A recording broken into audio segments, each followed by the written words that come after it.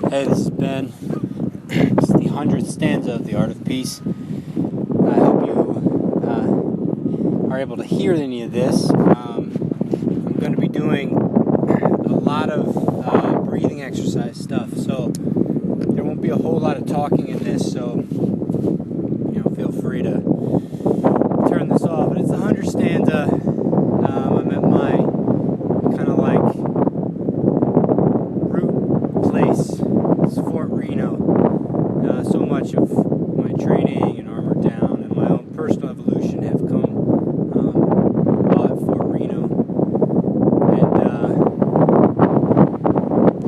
anyway, the stanza today is all about the path being challenging, and that this is a difficult, life can be very difficult and full of challenge and full of adversity and full of not knowing what the hell to do and not knowing what the heck is going on and not knowing how to handle this or how to handle that.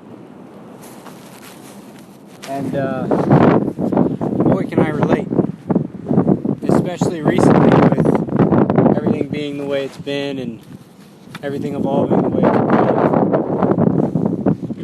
But what the point of the 100th stanza is that that's actually what it is.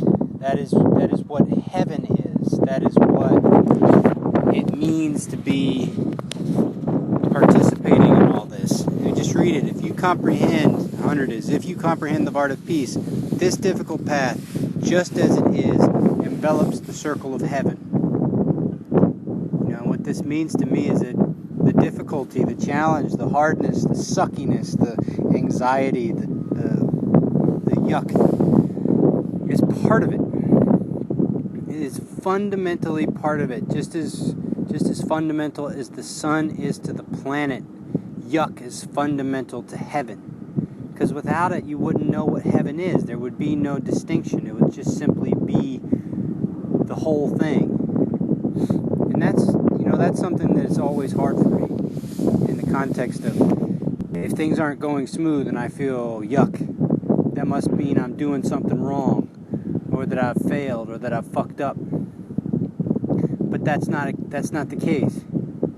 If you can sit with things just as they are, just as it is, then you're practicing the art of peace. You're not trying to change it, fix it, make it something else. You're just simply being with it as it is. And this is fundamental. Of all the challenging parts, like, if you can have an enemy in front of you and you can blend with that enemy and destroy that enemy, that's one thing. But if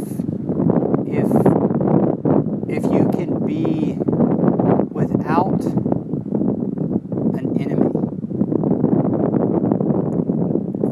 without an object for the problem, this is caused by that.